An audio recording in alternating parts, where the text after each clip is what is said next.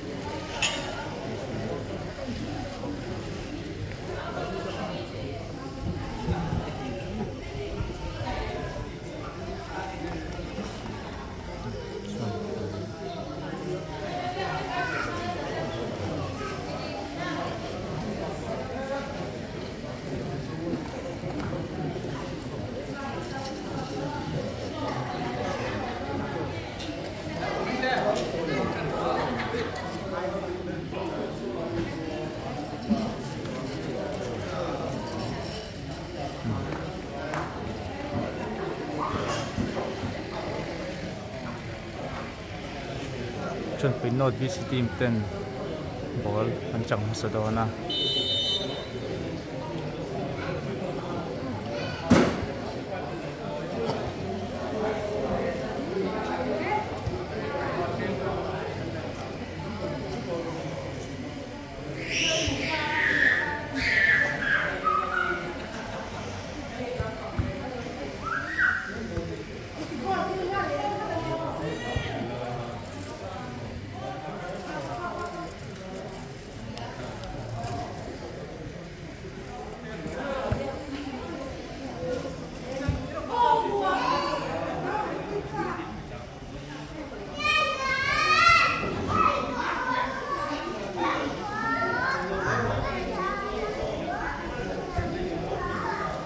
Project ng Panginoon le meka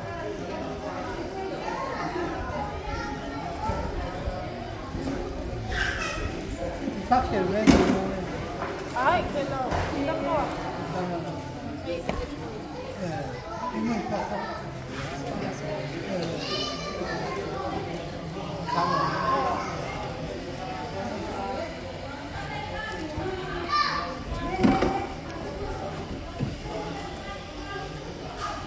Ini nó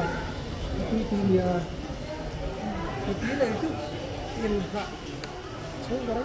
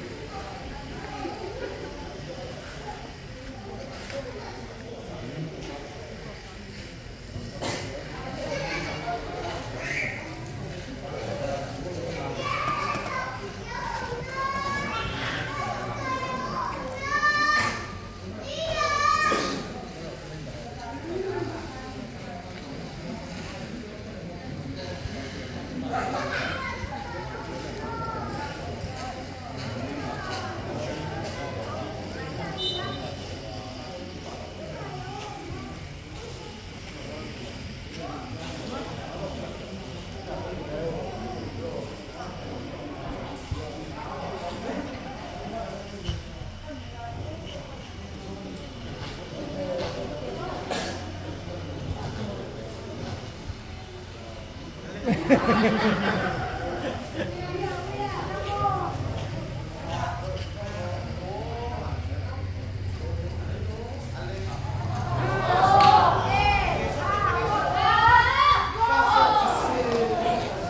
to thế mày.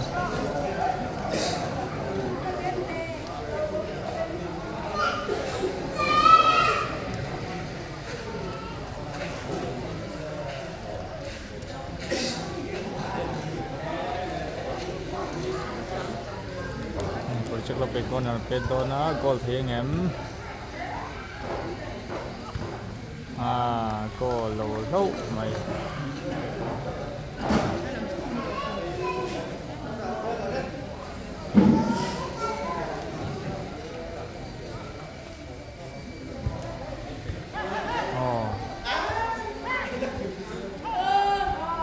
goal thì đó em goal là tém phải lâu rất mày fall.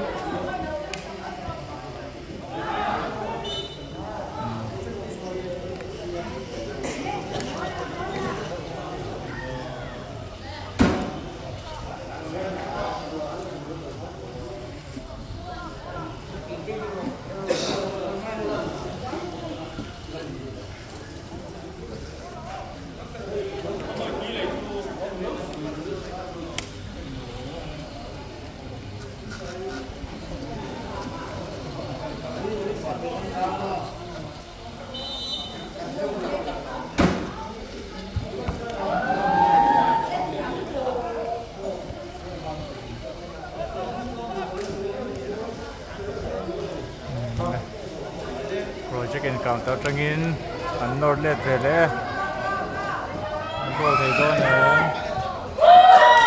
goal lo ke pare save lo mai an lo I don ve so pina pa no ra offside lo mai.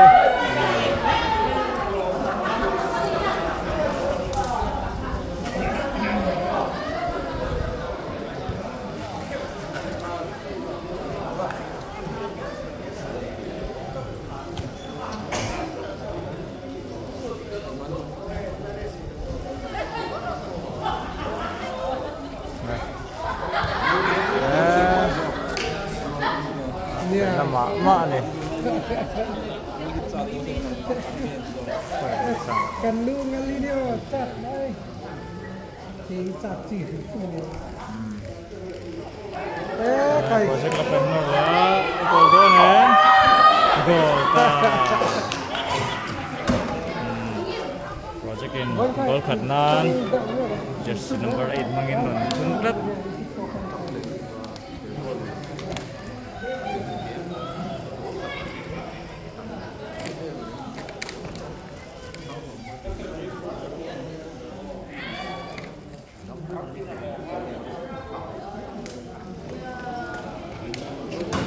Ini hal tak dia boleh. Tapi dia tak akan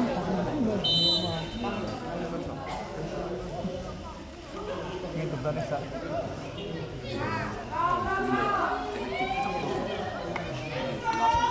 Oh, yang saya hendak tu.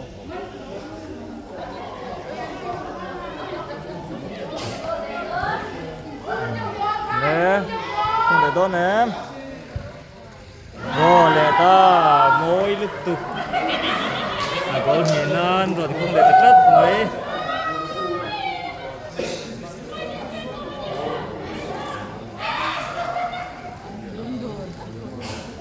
ที่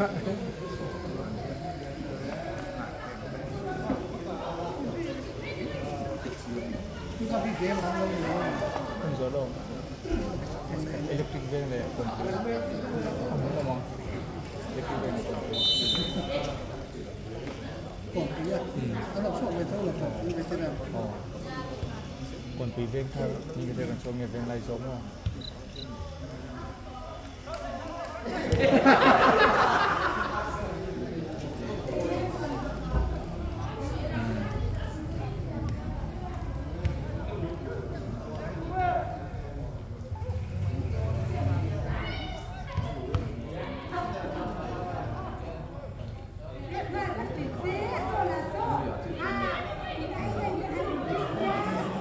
They cover my defender.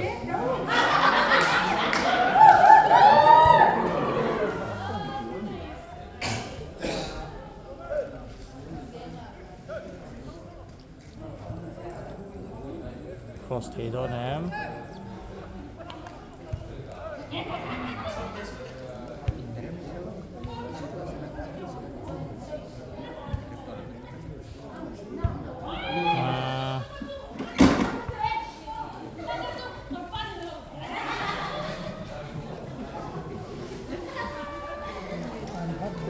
Lại thưa tại vì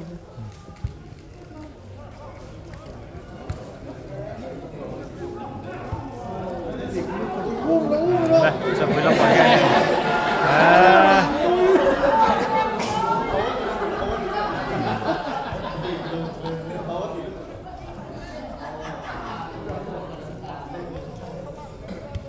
Đó thế, lâu tê không thể gol đòn, lâu xỉn đâu tê khi nào.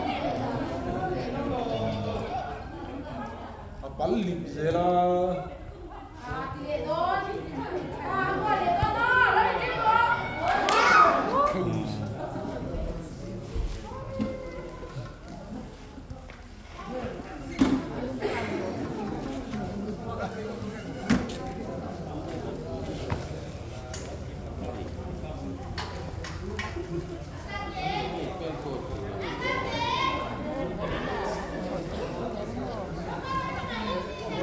này, còn counter thấy tốt em. cái này thuộc ban anh lâu hay lúc thì ta có vòng lít được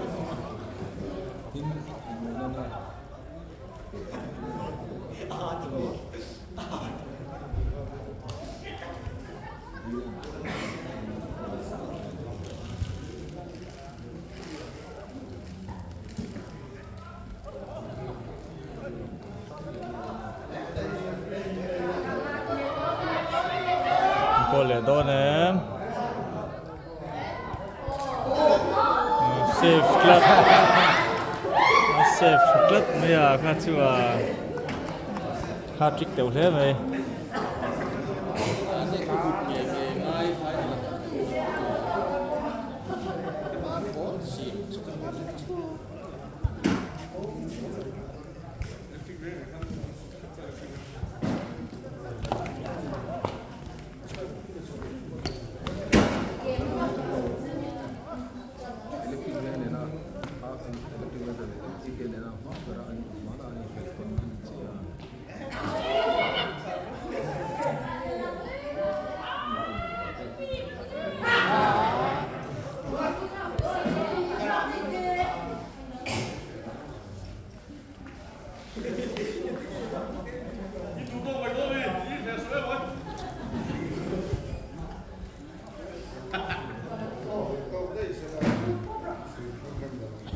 Project na pag-iwalan sa Zoom liya.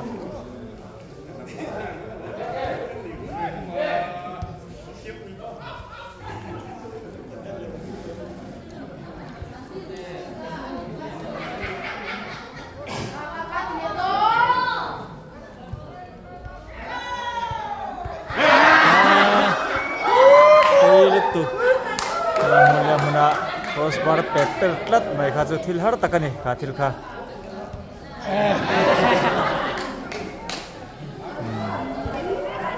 Project ki parin ball ron khoi veya ball khoi khat khop mai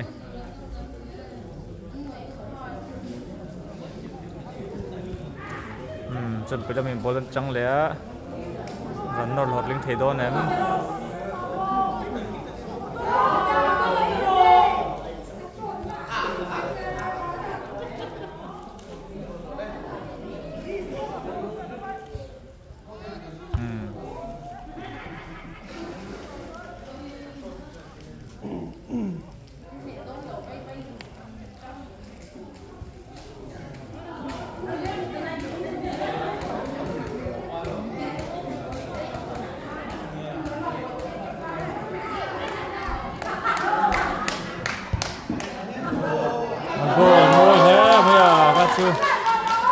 long shot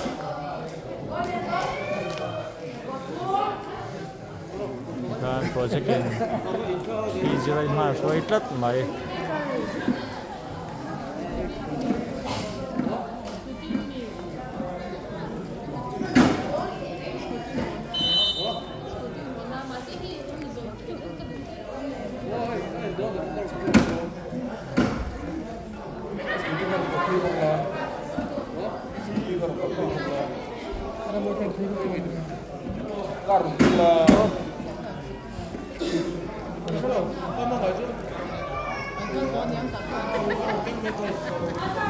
boleh mudon em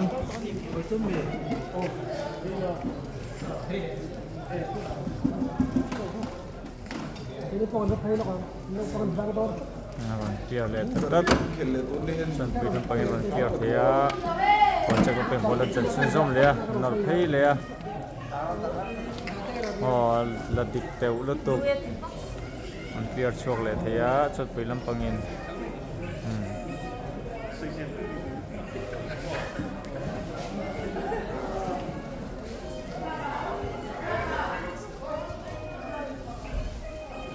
project lang pen bolan chang le ta go le do nem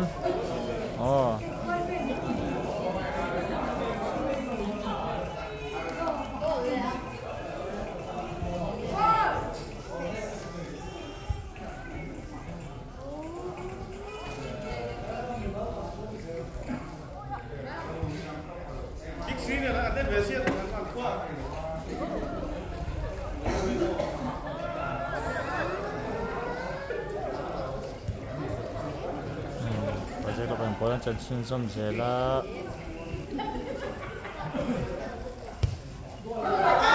đó nè sẽ có lâu lâu mày à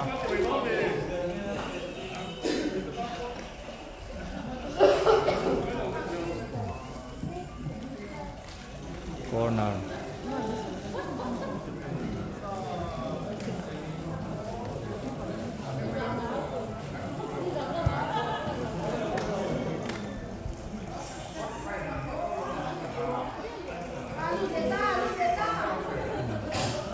corner mulai ta son tlat mai corner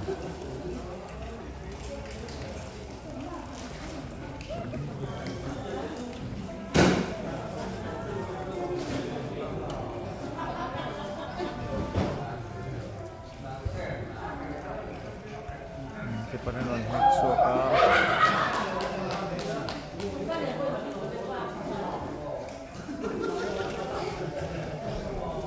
corner với thùng na sau nên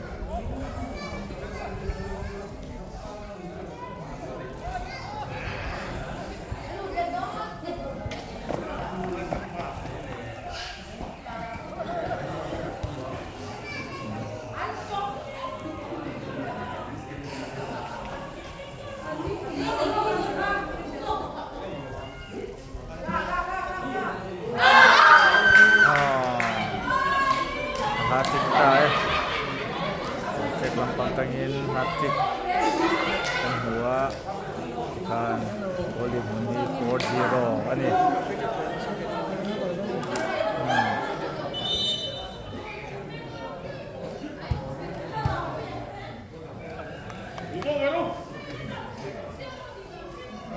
water break ang Mandona water break ahianin ini game anon siam dang mamang anon sai dang lam thi don sang previous team te hian anon ti theng em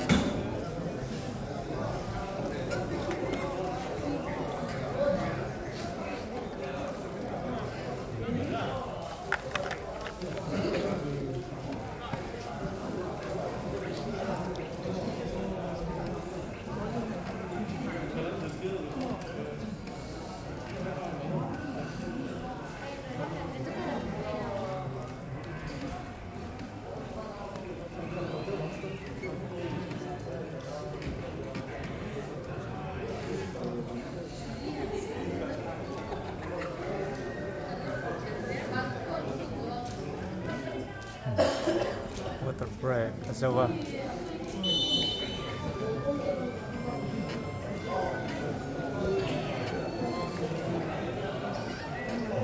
sampai nampak ni tak lah project lampangin lah lefting lampang tu nor le dona he donem an hot ling lengem oh pate ya ti le donem he gol in turin oh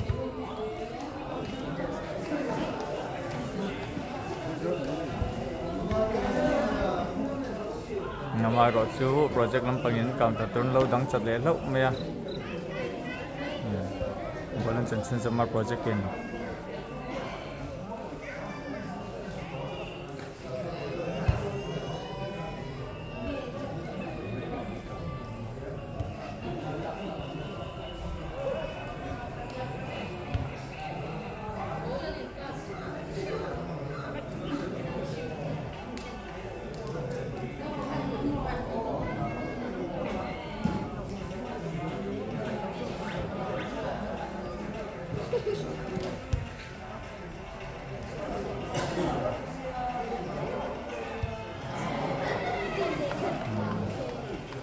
sắp đến 5 gen này là thật rất nhiều.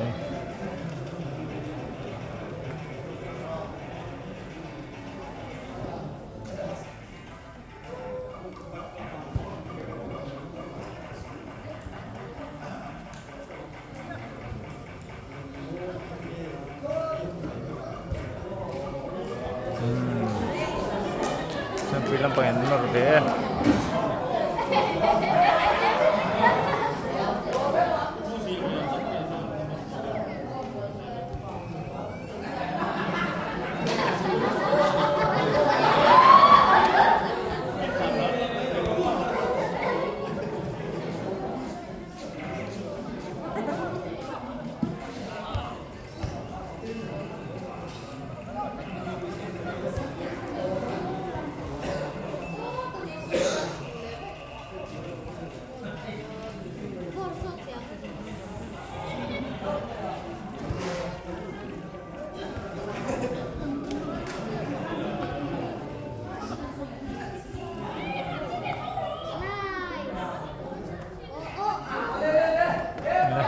Lampang inor thấy tốt em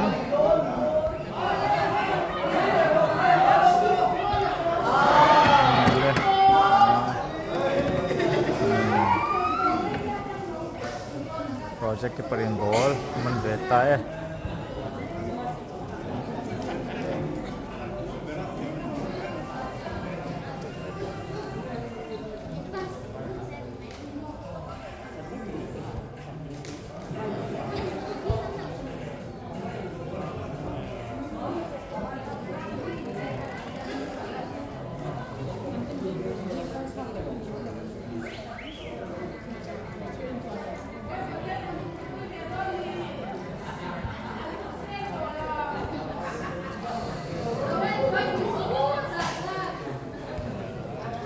project lampang inor gola anduta defender ten lain dol mana chan pui lampang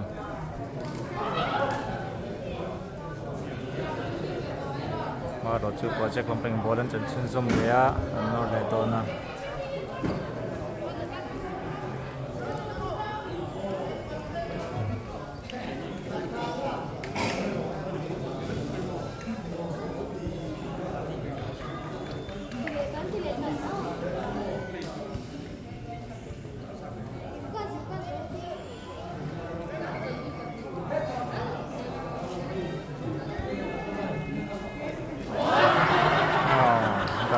lâu mấy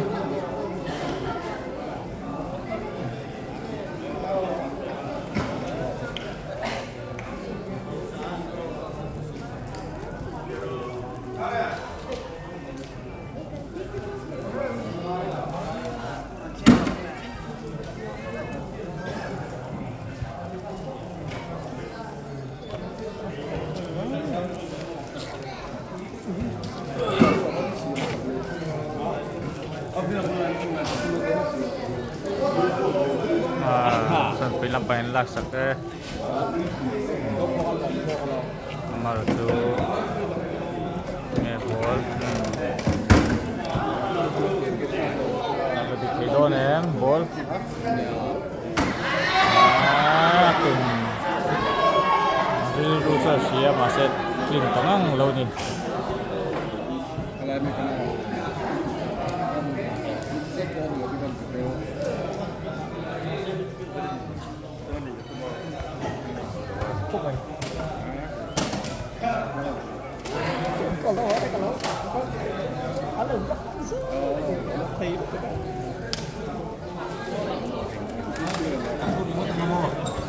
lưu là cái gì nó lưu là cái gì nó ở đây cái khảo lỗ lông rồi lưu ông rồi yang project here cô nào vui đúng là cô là con lưu ta cô luôn em cô là mấy cái gần lập tình rồi hả cái đó hay buồn không cái này mới sẽ về xuống lên phải tự do cái nhé.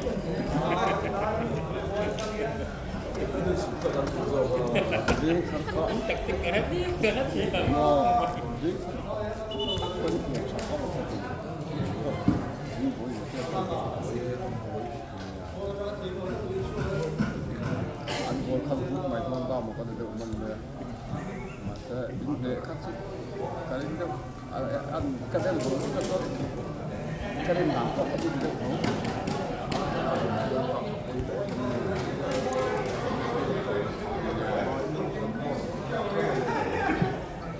không ngay một phát anh lắc nhiều mấy anh lắc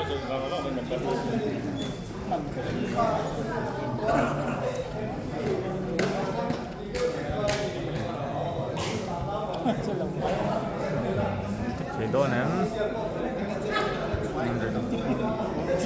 rồi để phân tích mấy chuyện về làm bài của lần dần để để thì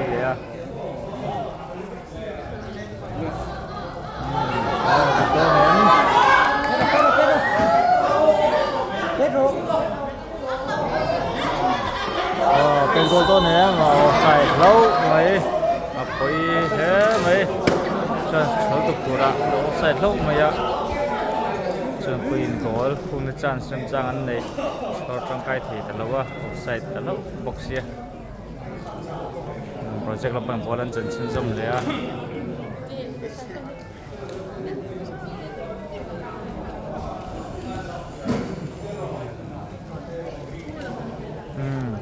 tên ball chẳng á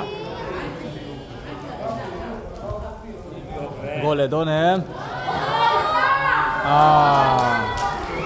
tuổi mẹ cha goalie chúng ta đây mà ya có sắp chung masa pa goalie cũng ở tikhan 5-0 in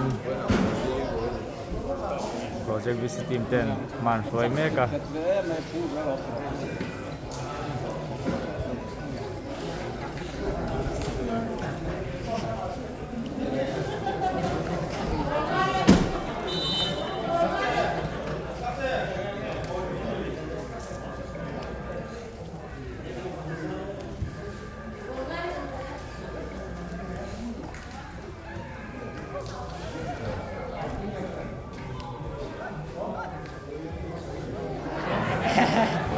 sampai lampang orang doa luta thì đó nè và rồi hành lâu mấy nó lết ya lê nó lết ta cô lê thì đó nè cô lê đó nè defender đấu tăng lâu mấy à sampai lampang bola cang về lê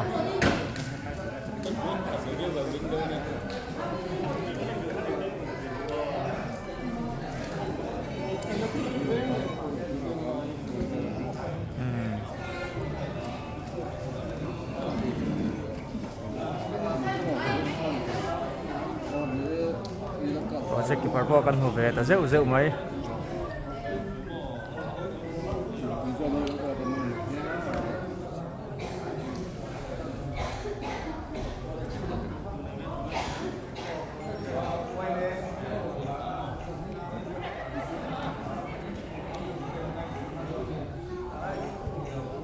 1-2 pass terin tlan lu ta ma se 1-2 pass te si lawa na koi le a dik don em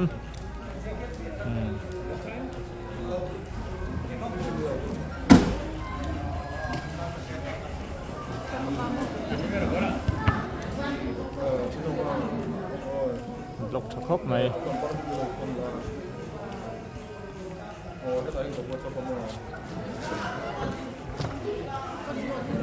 Gol lom lom ah. Ini sai project ni. project lo paim bolan chu sak le a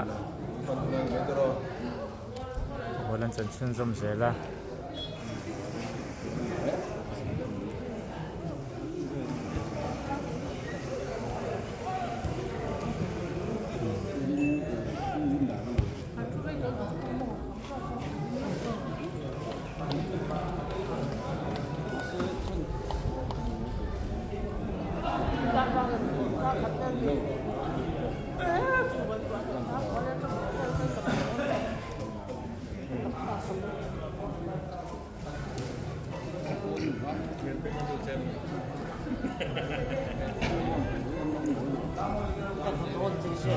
Kết goal đó nè.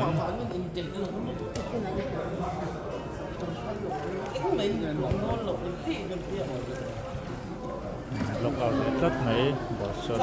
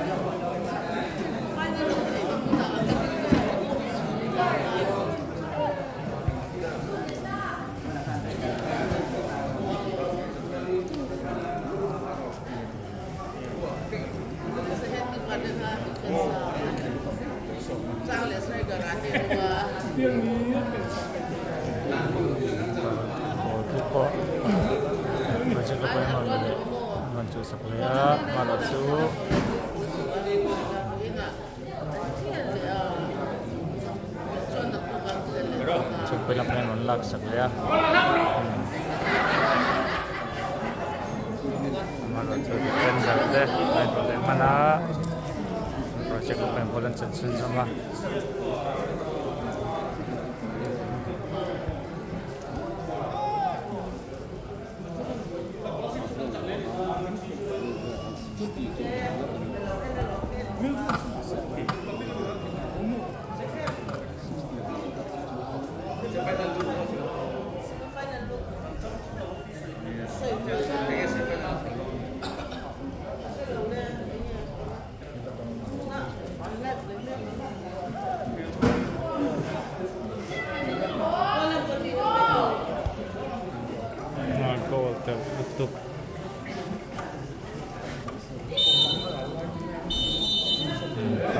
Sabe kan apa project this intention pin or this team te pas heroin Indonesia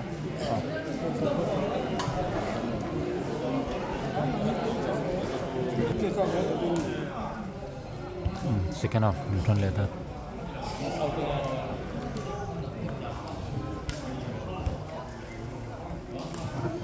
Luran terapek ngopit kapten JP Come on. Okay lah, mungkin yang harap.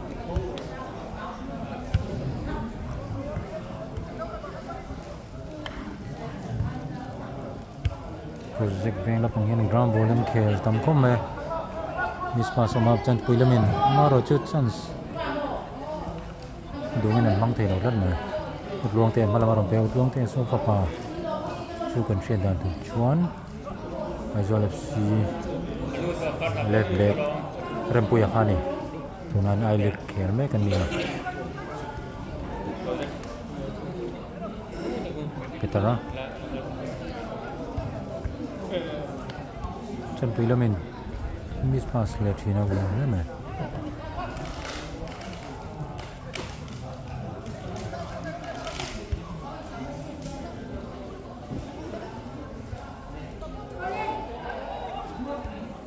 Oh, chan sami do nem. Moi kan na khan dong in receive chi lo.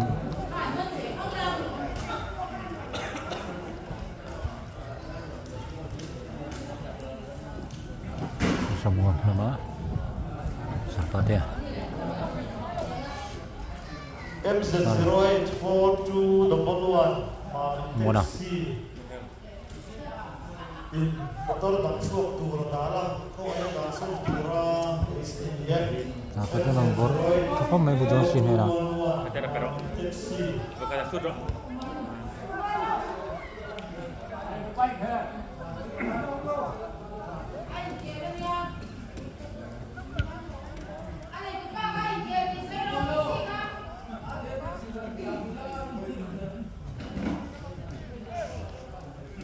Paling kira.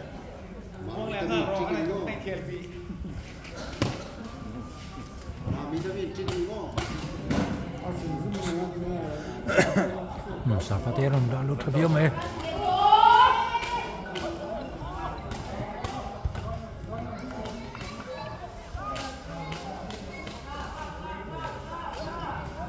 Jesse.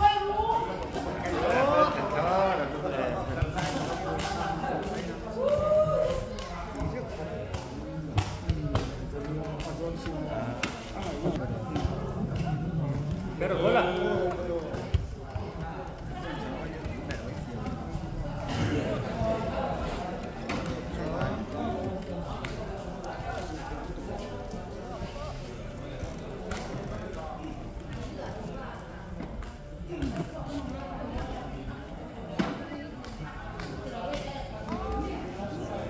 Side.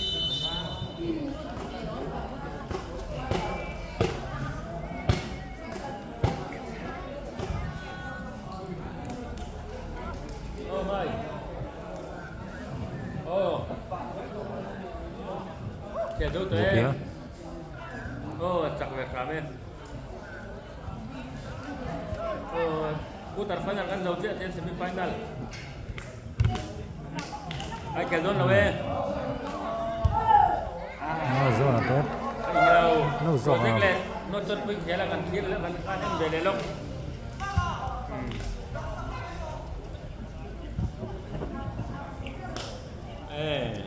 Ani tu. Oh. Long tiền. Sama maru. Dah terbiam eh. Pengirat tu ada lah. Bola tak tahu ni. Oh.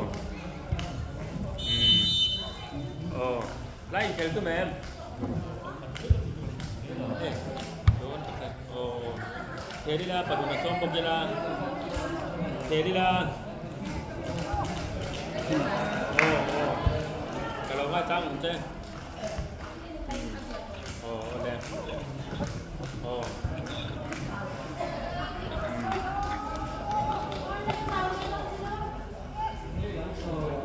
Maya, dia lagi di secret tadi.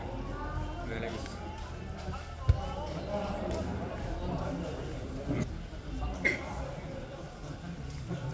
Holy. Berapa ni kita?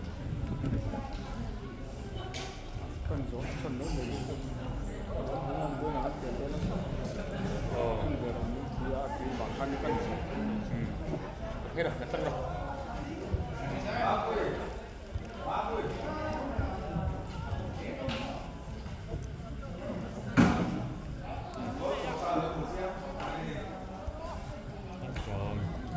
Leh, dulu. Oh, apa gulta.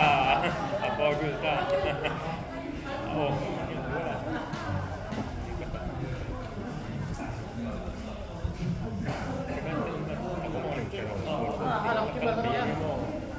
Ini lah kalau paper tu mai.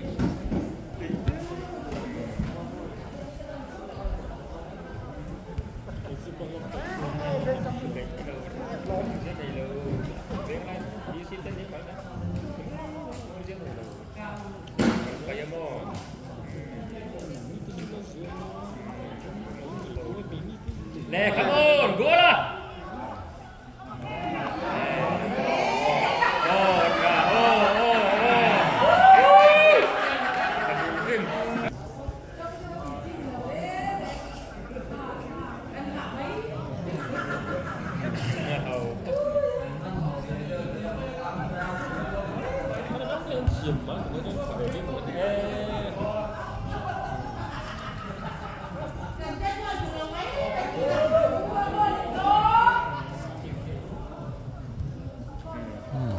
semua. Bola skor kalian.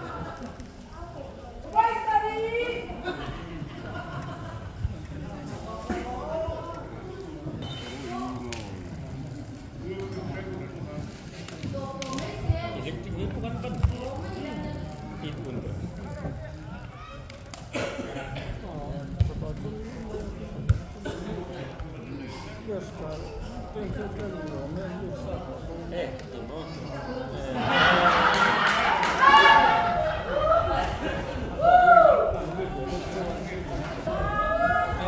Chiếc tôi được sao một gì mà anh gì nữa rồi, tôi mới thấy cái là tôi akan cakap terlalu tinggi, jadi saya mau saksian dan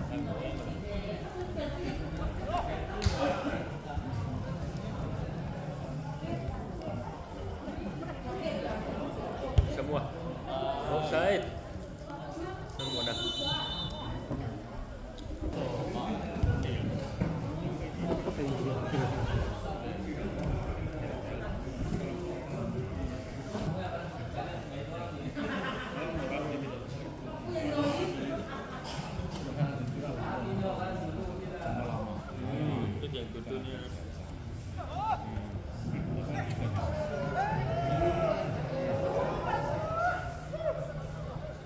Pegoro.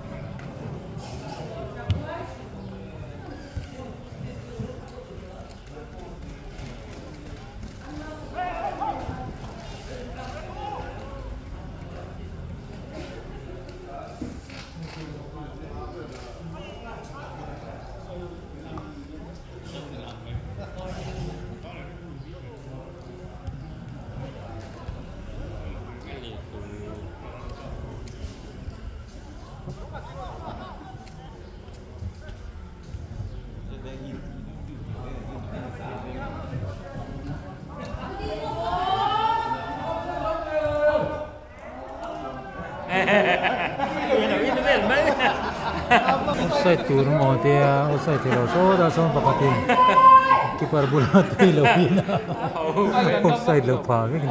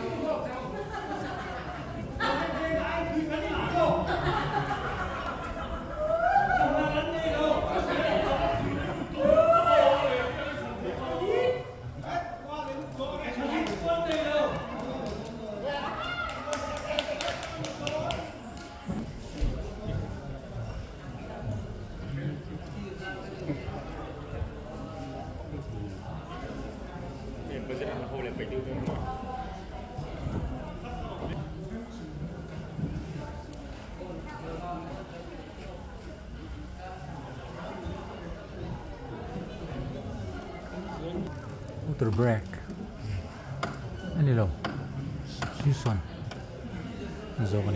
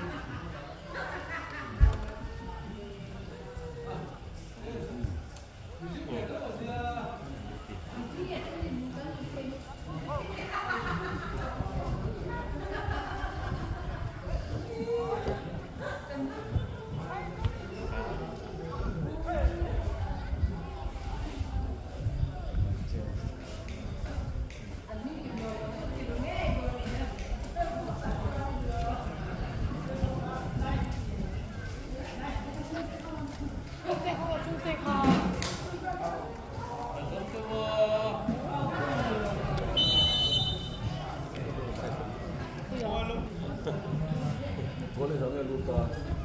Seven. Seven.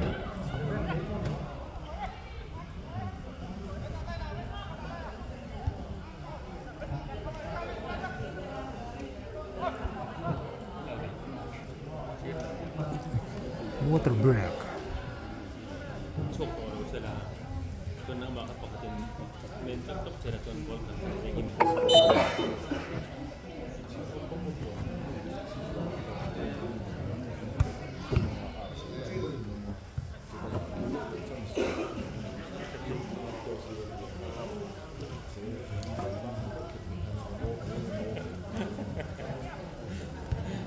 Katanya lah macam paten ini dek tahu lah. Katanya.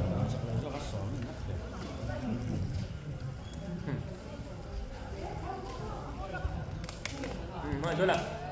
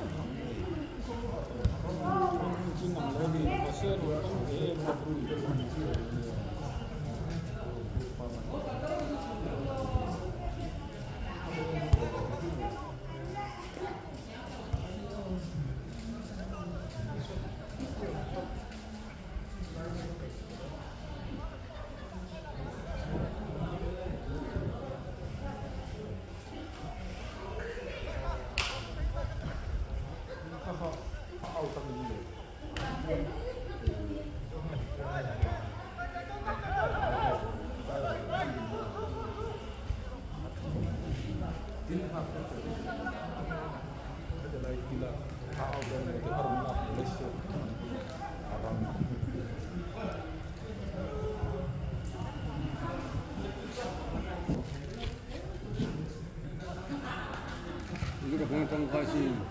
Terima kasih. Kalian tahu saya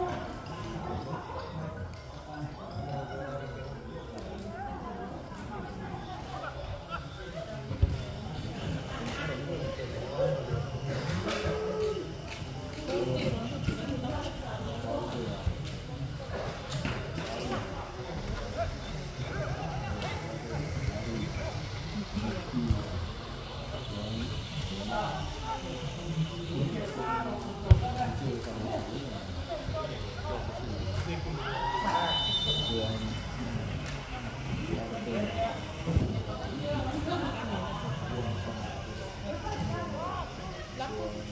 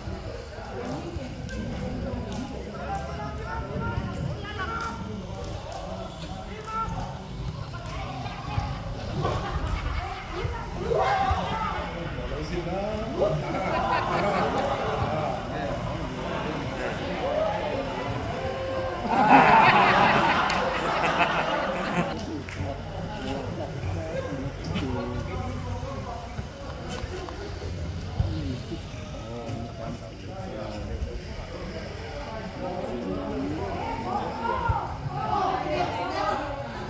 kênh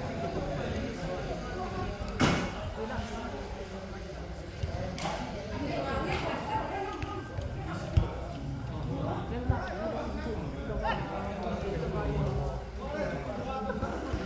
để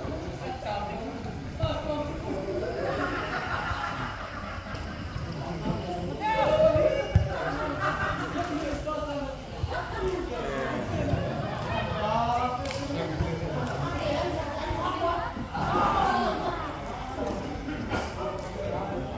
lỡ